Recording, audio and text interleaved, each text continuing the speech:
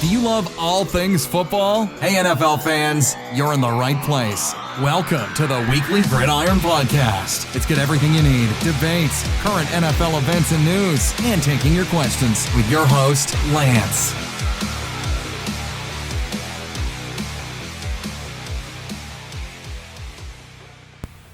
Hey everybody, what's up? It's Lance. Hope everyone's had a good week so far to this point.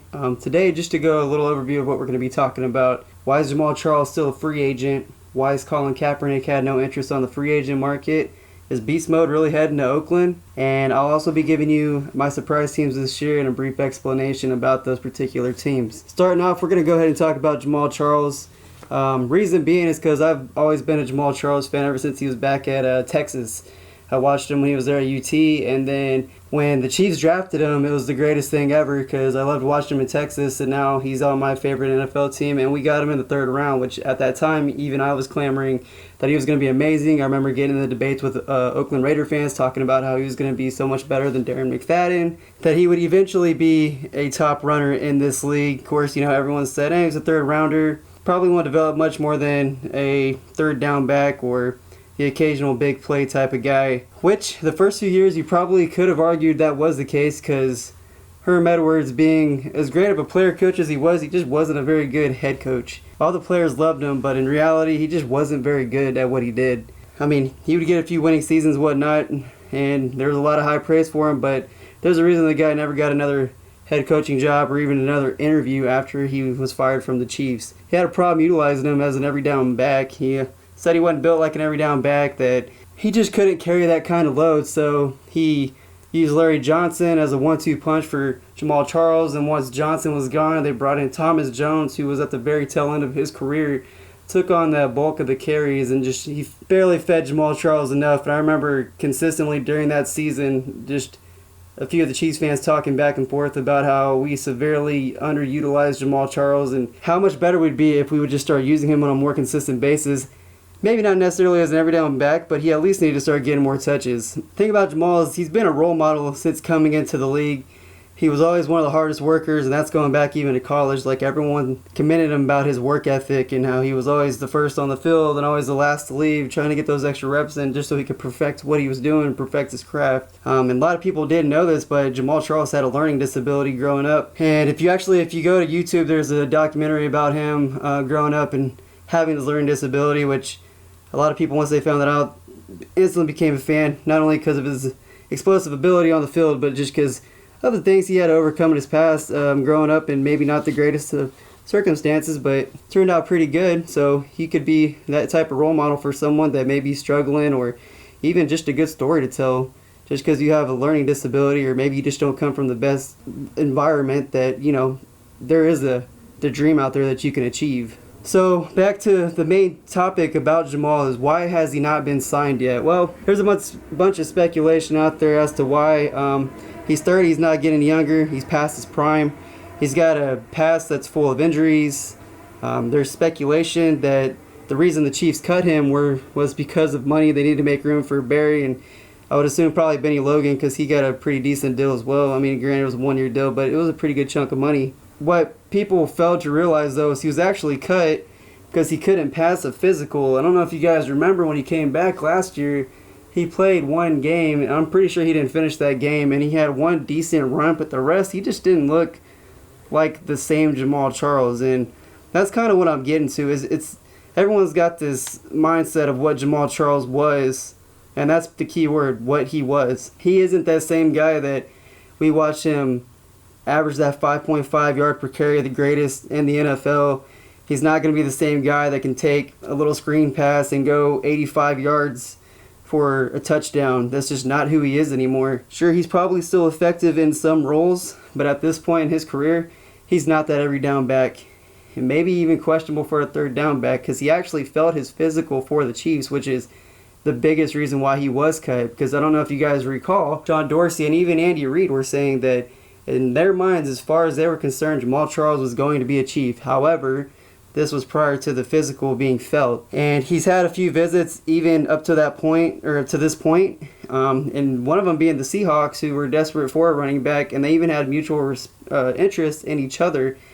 Took that interview, did the workout there. left without a contract. They ended up signing Eddie Lacy, who, Cheeseburger Eddie, the guy's got a weight clause in his contract. So I don't know if maybe that's why, because they know he's a powerful running back, that Lacy can be a powerful running back. But you got to think that kind of puts a statement on where Jamaal Charles is health-wise, right?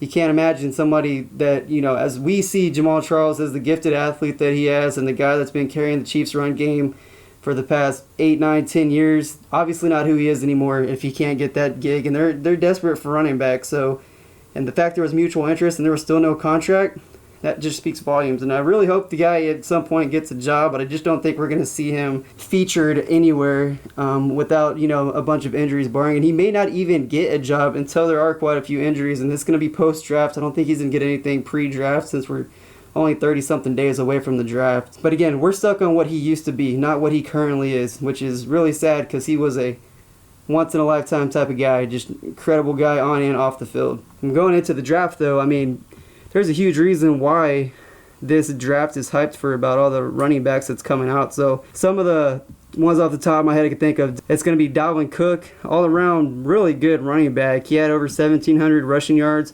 over 480 receiving yards. So the guy can do it all on the field. He's a guy you can build your run game around or even your offense around. And then, there's Leonard Fournette from LSU. A lot of people compare him to the Adrian Peterson of the draft because he's a very, very powerful runner. He can run you over. And while his stats this past season weren't nothing special, it's because he had an ankle injury that he was nursing, and he missed 6 games, so he really didn't get a lot of exposure this past season. But the year before that, the guy just ran with insane power. He showed some probably average to above average receiving ability out in space. He's pretty quick.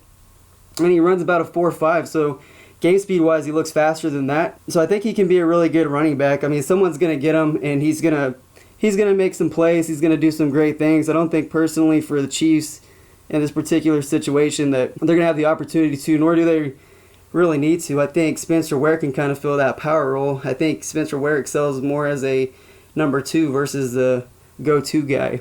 We saw that last year. He was breaking down, and for the most part, he wasn't all that effective to begin with. Another guy that he got a lot of negative publicity when he went to the combine was Christian McCaffrey. Christian McCaffrey. He's a really good running back. He put 10 reps up on the bench press, but here's my thing about the combine. I've never really been a huge fan of it. Yeah, you can put up some great things, but you don't have pads on. You're not facing any actual defense or any scheme or anything like that. There's no game planning that goes in. It's literally just to see if you can do the basics. We'll throw on some game tape. Can the guy play? Because there's a bunch of workout warriors that can dominate without pads. They can dominate at the combine. But do they actually produce on the field? McCaffrey definitely does. He's probably, in my opinion, the guy that's going to go under the radar the most. It's kind of hard to say, I guess, under the radar because a lot of people do like him a lot. He just seems to be getting more negative rep these days. But the guy put over 1,600 rushing yards, over 300 receiving yards, and he can do it all. He's real quick, really fast, makes the play out of nothing. So he's that ideal guy. And the interesting thing is they say that he resembles a lot of how Jamaal Charles was. That's just something to keep in mind. I think I'd probably follow him anyway once he gets drafted just to see how he does. And another guy that they compared to Jamaal Charles was Alvin Kamara. He's another one of those all-around guys, but he didn't put up a lot of numbers, so he was more in a committee anyways. He had 600 rushing yards and 400 receiving yards, but even as a part-time player, that's still pretty good. And they said majority of the time he didn't get a bunch of reps. At most I think he ever really exceeded was 16, 17 carries in a game. So he was definitely a part-time player, but he was incredibly effective when he did touch the ball.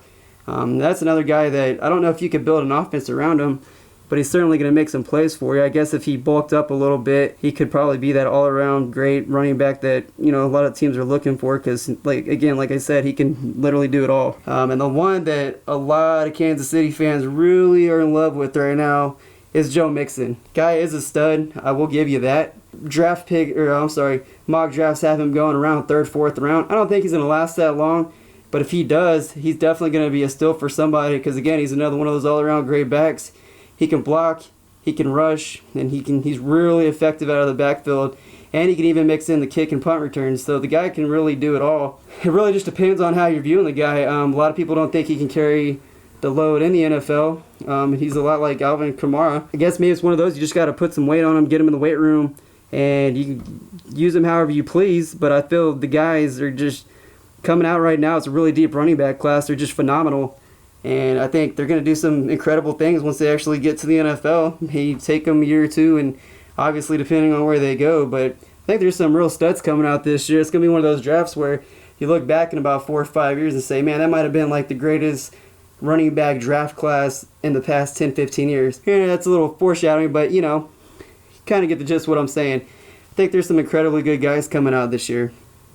And then another issue that we have coming up on my next topic is going to be Colin Kaepernick and my personal thoughts on the guy. So everyone knows Colin Kaepernick, whether it's for his play with the Niners, getting to the conference championships, even getting to the Super Bowl, all that good stuff, leading teams to playoffs and whatnot, replacing Alex Smith, obviously. But then there's the other side of the coin where a lot of people probably didn't care too much about Colin Kaepernick until he decided to kneel during the national anthem. So just so we are clear, it is his right to kneel.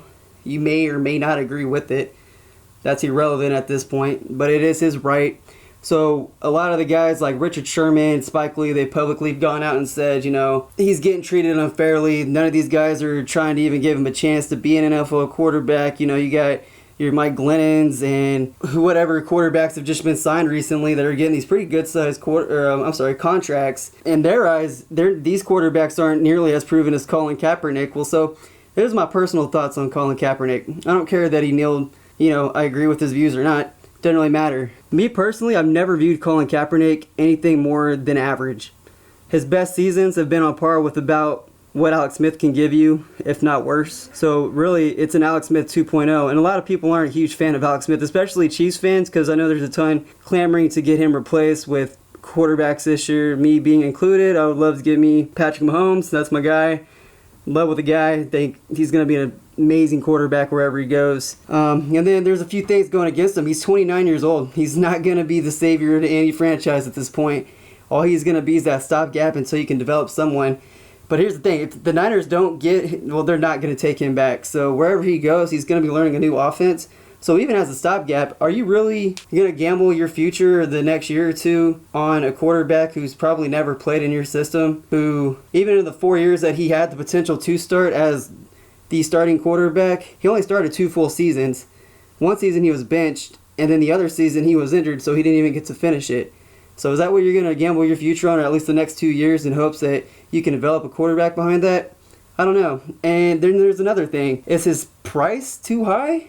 You're always going to have the PR issue because of his views on things, which, that's fine. I don't buy that the reason people aren't looking at him is because of his stance on anything.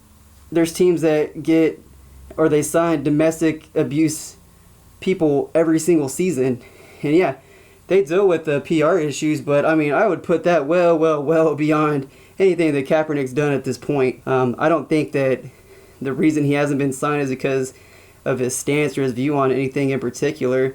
It could be anything from, and this is just speculation on my part, maybe he's asking for too much money. The guy has been a starter in this league. He's proven himself to some extent. You got to think, so like guys like Mike Glennon, who literally barely started any games and haven't put anything up in particular or even won anything, but they're getting $45 million contracts over 3 or 4 years. He's probably thinking his price tag went up after seeing that deal. He's a talented quarterback. He's just never became what his potential demonstrated when he was coming out in the draft. And if he hasn't reached it at this point, I don't think he's going to, especially being 29, be 30 here fairly soon.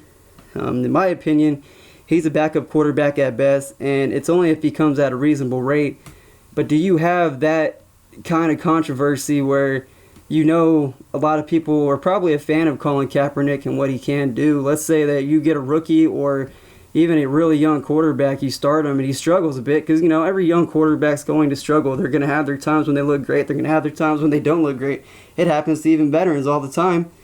But is that something you want, to have Kaepernick sitting on the bench, your rookie or young quarterback have an issue, and all of a sudden you got a quarterback controversy according to the fans? Now, that may not be the case. Obviously, front office, they're going to discuss it and whatnot, but you don't want that kind of publicity on your team, especially with young quarterbacks, because that can tarnish them and ruin their career so much quicker than if you just let them sit back and develop. But is Kaepernick that guy? I don't think he is. So that's my personal take on Colin Kaepernick. I don't really care what his stance is. I mean, to each his own.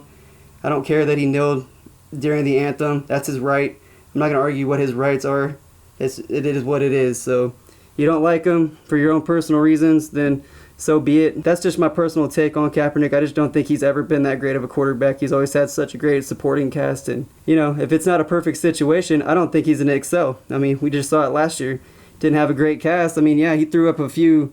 He statistically looked like he had a good season, but they rarely ever led a game, so they were consistently playing from behind. So, yeah, it's easy to air the ball out when you are losing because that's what you're going to do. You're going to put up those good numbers. So, Marshawn Lynch popped up into the news here within the past couple of weeks, and I really like Marshawn Lynch. He's a no BS type of guy. I mean, I loved his interviews. Granted, they're only 1 or 2 words, but I just like his mentality because that guy, he's all about business. He goes in with a goal, he achieves his goal, and he's one of the most physical runners that we've seen. Now, he's probably not a Hall of Famer, but I'm going to tell you, the guy himself is a workhorse. And when he was in Seattle, he looked fantastic. After he left the Bills, I mean, he looked good with the Bills, but he went to Seattle and he put an edge on them. And, they won the Super Bowl and whatnot. But I've always been a big Marshawn Lynch fan. And I was kind of surprised when he called it and hung his cleats up. But I think a lot of that may have just been a prideful thing for him because I know he was upset that they didn't on that. Obviously, everyone knows that Seattle should have ran on the 1-yard line. Yeah, we've all had that conversation, and you'll see the memes all the time, NFL threads, whatnot. Should have ran the ball on the 1-yard line. And I think he took that personal, and it really set wrong with him. So I think that's why he retired. And from what I understood after he retired, he was really good with his money when he was in. That he apparently didn't spend any of the money that he earned off of his contracts. That whatever endorsements he got, that was the money that he used. So, I mean, he's made $45-50 million that he never touched. So the guy's not going to come back for money. However, there's a few things that are going for him if he does end up going to Oakland, which is where he's rumored to wanting to go. He grew up in Oakland. He played ball in Oakland, so it only makes sense to go to Oakland. And what do they have? They have an incredible offensive line. They have a gaping hole at running back that he would be the featured back if that's what he wanted. And there's obviously mutual interest there, at least according to the reports. Now, obviously, I don't sit in there with the owner or anything like that, GMs, whoever, and talk to these guys directly, but I'm just going off the reports that I've heard or seen. So there's only a few questions I really got, though. So it was last year in Seattle, there was some questions as whether the way he was running, because, again, he's a very physical running back, if maybe it was starting to wear him down a little bit because he started looking a little less effective than what we were used to. And then another thing for me is, why go after an aged running back when there's so many talented guys in the draft? Like, I just went over a few of the guys coming out. But why would you go after a guy who's set out the entire last season, has shown no, want to come back to the NFL? The only time we've heard that he's had any interest is when his agent came out and said that Marshann's been wanting to come back. But that was the first time ever that we've heard about him having any interest. Once the guys retire, they obviously get that itch, but they know that they're done. And so my question is he really committed, though? Is he, right now it might sound great because you get to play football, but, after those 2 days and you start going through the training camp and you start taking those hits in the regular season, you start getting those injuries built up, does your commitment maybe go away? Because, he didn't seem to have a problem sitting out all of last year, and it wasn't because he was injured. He just didn't want to play. So did that fire all of a sudden come back? And if it is, will it stay lit? That's kind of hard to say, if he comes back on a really cheap deal, so be it. I think he'd be a great fit for Oakland because that offensive line can make anyone look good. And you add his power to it, assuming that he's still in really good shape, that he can still run like that, then I think he'd probably have a pretty monstrous run game. I don't think them losing Murray is a huge deal. I never thought he was that great runner. He had a good size to him, but the guy just seemed to lack vision. And despite his size, he just didn't seem like a powerful runner. He would go down on first contact all the time. And behind that offensive line, there is no reason you should ever struggle. That's an incredibly gifted O-line that they have, which is a huge reason why their offense is all of a sudden just exploded. There's a guy named Adrian Peterson still out on the free agent market who he still wants to play. He was released by the Minnesota Vikings, And he still can play ball, even if it's not, the prime Adrian Peterson. He is a little bit older at this point. Definitely has a lot of wear and tear. But this is a guy who hasn't retired, and there's been no talk about him retiring. He still wants to play in this league. And he seems like he'd be the perfect candidate behind that Oakland O-line as well. The thing with Adrian Peterson is he's just never been that great of a receiver out of the backfield, but Marshawn was never that good either. In fact, I would venture out to say Marshawn was worse than Adrian Peterson, and nobody's given Adrian Peterson any high praise for his receiving ability, that's for sure. But that just, I don't know, I think because of the Oakland connection that Marshawn Lynch had, that maybe that's why it gained some steam. And it's possible. I mean, Marshawn Lynch, I would say if he was still in his prime, he probably mindset-wise thinking it's cheaper to get a guy to come out of retirement versus a guy who's been the pinnacle of the running back for the past 8, 9, maybe even 10 years. So the price tag might be a little cheaper for Marshawn Lynch, but is the production going to be better? I doubt it, and it's not like Oakland's hurting for cap space. And again, like you got to question the guy's motive. It's certainly not going to be for money, we know that, but does he really have the fire that's going to last all season and even into the playoffs? Because Oakland will be in the playoffs again next year with the healthy Derek Carr. But do you take that chance and just hope Marshawn Lynch pans out? And if they were smart, if they did go with Lynch, I would hope that Oakland drafts a running back fairly early so that they can help spell Marshawn Lynch, develop that guy. Because Marshawn Lynch, even if he comes back, he's not going to come back for a super long time. It's probably going to be a 1 or 2 year deal, and then I think he'll call it quits after that. But it would be interesting to see him back because I definitely, like I said, huge Marshawn Lynch fan.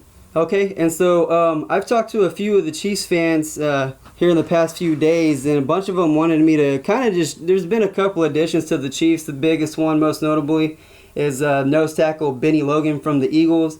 And then they signed the safety that kind of just went under the radar. It's Marqueston Huff. And most people probably have no idea who he is, and I wasn't really familiar with him myself, so I did a little research on, well, both guys. So we'll start off with Benny Logan, which I'm absolutely insanely glad that we got Benny Logan. And I think a lot of people, because everyone said, oh, you lost Poe, what's going to happen? Well, let's be honest. The past 2 seasons, Poe's been fairly ineffective. Like everybody says, well, he still takes on double teams. Well, look, here's the thing. With the 3-4, your nose tackle lines up where it's about almost 100% guaranteed you're going to get a double team whether you're effective or not. That's where else are the linemen going to go? They're not going to go to the second level, especially if it's a passing play. Doesn't make sense. So obviously, they're probably going to take your best lineman, which last season would have been Poe easily. Well, at least for the most part, because everyone else was rotating or they were a backup or they were a free agent just signed off the street because there were so many injuries on the D-line.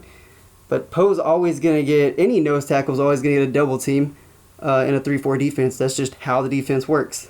So I'm going to read a quote that came from Pro Football Focus and pretty much sums up Logan and why I was really stoked about him. Because to me, the line for a 3-4 should be primarily run stopping. Now, if you can get a little pass rush with it, fantastic. But your job should be taking on those blockers and stopping them run. So here's the quote. Logan is a true nose tackle, effectively limiting him to being a 2-down player, which in today's NFL has never been less valuable in terms of contract dollars.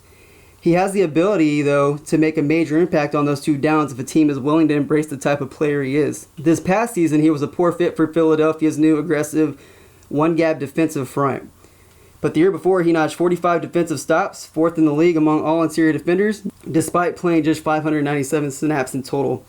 Only Damon Harrison had a better run stop percentage than Logan's 14.8%, a figure that would also have been second Harrison this season. Embrace the 2-gap system, run stuffing ability, and you can transform your run defense for pennies on the dollar. Now, we all know that Logan was signed to a 1-year, and I'm pretty sure it was an incentive-based $8 million. I wasn't stoked about the contract just because it is a 1-year deal, so if the guy turns out to be a stud, then KC's in the same situation it was with Dontari Poe, where they're going to have to dish out some money. So, I mean, for our sake, I hope he does really good, because I think if he does, he will get that long-term deal with Kansas City. I think they were real hesitant with Poe just because the past 2 years his plays declined and his back injuries. There's a reason he got a 1-year deal on the open market and only one other team offered him a multi-year deal. So it's a prove-it year for Poe, and it's kind of like that for Logan as well because of the fact last year he did have such a down season, but as I said, because of the new aggressive 4-3 system, it just doesn't fit him. Run stuffers don't belong in a 4-3 system. They're just not good enough agility-wise and penetration-wise. They're just good for run stuffing, which is literally what a nose tackle should be doing in a 3-4. So a few things that stood out to me was the 14.8% run stuffing percentage was second best in the NFL. Poe wasn't even ranked in the top 50 when it came to run stuffing percentage. So my excitement right there already got to the highest level just because last year our run defense was absolutely terrible. And then another thing that got me happy, so check this out. Last year, we had so many injuries on the defensive line where it was almost hard to blame Poe entirely for it. You could tell Poe was obviously at a decline, but he didn't get any help by anyone else really because of the fact we had so many injuries, so many key guys. And I talked about it last week on the podcast that you had so many injuries at that point that you could never progress in the defense because every week you were reinstalling parts of the defense that you already had, but you've had so many injuries, so they're learning on the go. And then it highlighted it, obviously the 4-3 defense, poor fit for him, and we just went over why I feel that it was just not a good fit for him at all. I think he's going to excel in Kansas City, overall make our defense a whole lot better. Again, we couldn't stop the run for anything last year. It was horrible in the playoff game. We can throw Alex Smith under the bus all we want, but our defense could not stop Le'Veon Bell or get any pressure on Ben Roethlisberger. That offense was basically playing however it wanted with us until it got to the red zone where our defense all season has locked down in the red zone, but teams haven't had problems getting into the red zone, and that's a problem, especially when you got an offense that's so lackluster like we do. As I was mentioning, the run defense, he's so much better than Poe. And again, I can't even express how excited I am to see him versus the run. And even in his pass rushing ability per PFF, he was even a tad bit better as a pass rusher. And that's saying something because Poe, prior to his back injuries, that guy was on pace to be one of the most dominant nose tackles probably to ever play the game. But injuries happened. He probably got a little bigger than needed. There's a reason why Atlanta put a weight clause in his contract, and it's incentive based. So I wish the best to Poe, but I just don't think he was a fit for us anymore, at least not what we need the nose tackle to do. And then something else that gets me excited is, here's a few of the names that we're going to have, especially the rotation this year on the D-line. We'll be getting Bailey and Howard back, which are the other two starting defensive ends on the line. And then we got a glimpse of what R&R, Jarvis Jenkins, and then Chris Jones, the rookie, came out of nowhere. He was a second-round pick, and, they said he's kind of similar to how Poe was. He was, when he gives effort, he's a really dominant guy, but it's an inconsistent play by him. Well, last year, I don't know what happened to him, but this guy was a stud. As a rookie lineman, to dominate the way he did, it's really rare. So I'm excited to see him with an actual nose tackle next to him, and I don't think he'll even be a starter. I think Bailey and Howard will regain their starting positions, and then we play a lot of nickel defense. So you'll have Houston and Holly or Ford on the defensive end spots, and then you can put any of the combo, Bailey Howard, Chris Jones, R&R, Jarvis Jenkins, Chris Jones, like any of those guys can fit in at the 2 D tackle spots, and that's going to be your pass rush right there. And then that's something we really lacked last year because we do play a lot of nickel and dime defense, and none of our guys were getting pressure on the quarterback because of so many injuries. Chris Jones is probably the only one consistently getting it because D. Ford got injured. Justin Houston had one good game, but the rest, you could tell he was injured. Hawley, he led the team in quarterback pressures from the linebacker spot, but it was really inconsistent. He's a part-time player, and that was the goal last year going into the season, but, injuries obviously caused him to be a full-time player, and he didn't really get healthy until towards the end of the season, and it showed, but the problem was, everybody else was just banged up, so it just wasn't good. But that's my thoughts on Benny Logan. I think he's going to be great. I think he's going to be a solid addition. I wish he'd gotten a bigger contract, or a longer contract anyways. I think that's going to end up biting us in the butt, but I can see why, because he did just have a pretty down year in terms of playing with Philadelphia's 4-3, their new 4-3 defense. So kind of a prove-it-year deal for him, and I hope he proves it because I'd love nothing more than have a great nose tackle. All right, so the next guy that the Chiefs signed that really just kind of flew under the radar, and probably because he's not a known guy, or really there's not much stats or proof of him being anything more than a special teams guy, is safety Marquise Huff. From what I've understood, he's just not a very good guy, but here's the thing about him, especially with the Dorsey and Reed regime, is they love guys that can play multiple positions, and he reminds me a lot of Ron Parker. He can play both safety and cornerback. So a lot of people know who Ron Parker is, but I don't think many know how he got to Kansas City. So this guy was a free agent, and nobody knew who he was. And when we signed him, I probably said the same thing. Oh, it's just a can body, not a big deal. Well, when Parker got here, he was a cornerback from Seattle, right? No notable things. A lot of people said, he's real physical. He lacks that ball instinct, and he can't like turn his head around. So one of the guys that reminded me of was Brandon Carr. And if anybody remembers Brandon Carr, he was a real sticky coverage guy, but the dude just never turned his head around. So he'd always get like pass interference calls, or he was frustrating to watch. And that was Ron Parker. So what the team did was they had him at cornerback, and he was just getting eaten alive. He'd make a few plays here and there. So they moved him to safety due to injuries that were happening. And wouldn't you know it, Parker found him a permanent spot at safety. He actually turned into be one of the top 10 safeties in the NFL. And he's probably one of the most underrated Chiefs on the defense. He just doesn't get that much credit. You get superstars like Houston when healthy, and then, Eric Berry's right next to you, and now you got Marcus Peters making plays all the time. So you don't get much love, but I'll tell you, Parker's probably one of the most underrated safeties in the NFL. That's good. I'm glad that he finally found a spot for us, but I can kind of see Huff being a little bit like that. I'm not going to say that he's going to turn into Parker, but, I guess the ability is there. He's a versatile guy, so, I'm sure Dorsey and them and Sutton will figure out how to get him in the best spot to excel. And if not, he'll just be a camp body, which nothing wrong with that. And he's Eric Murray's competition. He's going to be the bottom of the roster type of guy until he can prove himself otherwise. Me personally, I think he's just a camp body. I think he'll be cut well before the season even starts, so I'm not going to put much faith in the guy. I don't think he's going to develop into anything other than that, but if he does, I'm glad. I would love for him to make me eat crow, because if he can develop, our secondary is going to be elite, because we already got 3 to 4 solid corners. We're 3 safeties deep, so if you add another one to it, or even another couple, then yeah, you're looking at probably the best secondary in the NFL. And if our pass rush can figure it out, defense is going to be stellar, man. You got to think of it this way too, though. Ron Parker never fit in Seattle because of the scheme they ran. You needed a guy like Earl Thomas, who's an absolute ball hawk safety, probably the best coverage safety in the game. And then you got Cam Chancellor, who he's basically a linebacker playing safety, but he's good enough to cover tight ends. Well, Huff's not that big, and he's not that fast, so he doesn't fit what Seattle needs at their safety spot. And that's how Ron Parker was as well. I'm sorry, Huff. I was talking about Parker, not Huff. My apologies. But Huff just didn't fit that mold at all, even when he was in Baltimore. So he may excel in our scheme. We'll see. We have a really good secondary coach, so if anybody can get anything out of him, it's going to be our secondary coaches, Hall of Famers. You would think they know how to get it, right? Because everyone else they've added to that secondary that stayed there long enough, they've developed into some absolute beast. Our secondary is great so far, so I just wanted to hit on a few of the surprise teams that I think are going to come out this year that maybe not a lot of people are talking about. So my first one, Philadelphia Eagles. I think their biggest issue last year, granted they had a rookie quarterback, but Wentz looked great, man.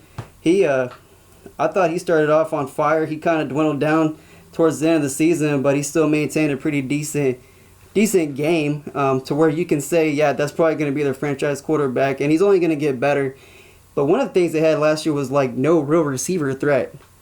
And what do? They went out, they added Alshon Jeffrey, and they added Torrey Smith. 2 really good guys, especially if Torrey Smith can stay healthy. And Alshon Jeffrey, he's just a beast. I think he was underutilized in Chicago, and not to mention Jay Cutler. I just never thought Jay Cutler was ever that great of a quarterback. And I think Jeffrey is going to excel in Philadelphia. And it's another year with Wentz under center, prepping for the actual entire offseason versus being drafted and learning it. It's another year in the offense. And something that went underrated with Philadelphia was their defense last year. They had their 12th ranked defense in terms of points per game, which is really good. I would imagine they'll probably be top 10 this year, especially if the offense can stay on the field longer, keep them fresh, start adding more points, getting better.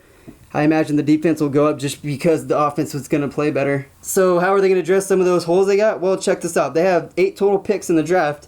However, they have 5 in the first 140 picks of the entire draft. There is a lot of talent in this draft all over, and if they got a hole, I have no doubts they can probably spend a draft pick or 2 and address those fairly early on, and they'd probably get quite a few rookies this year that can contribute from day one. Maybe not as a starter, but they'll be a super solid rotational player, which is only going to make them better on offense and defense. So another one that, it's kind of surprising. They're not surprising they'll make the playoffs, but it's surprising how long it's been since they've been in the playoffs. The New Orleans Saints. It's been 4 years since they've been in the playoffs, believe it or not. Having Drew Brees and Sean Payton leading the way, you would figure that at some point in the past 4 years they've been to the playoffs a couple of times, but they haven't. And the most obvious reason is because their defense. They made some questionable hires in terms of who their defensive coaches were, and they fixed that up, and they've got rid of some of their bigger free agents that they got that were complete busts, such as like Jairus Byrd. They got quite a few picks as well, and they'll address those in the draft. I just think, honestly, they just got to shore up that D, and I hope they can land a cornerback that's real solid. I know Malcolm Butler's still kind of in the talks and whatnot, and they got rid of Brandon Cooks, which I don't think Drew Brees really needs a named receiver to succeed. He's still going to drop his 30, 40 touchdowns a season anyways. It's Drew Brees. He's a stud. Defensively, though, they just got to get better. And I think the defensive line, pretty solid. They just need to add rotation. They've addressed a little bit of the linebacking situation, but really it's just the cornerback's position and their safety play. And maybe their defensive coordinator can make those changes, but that offense is just way too good for them to not be complemented by a defense.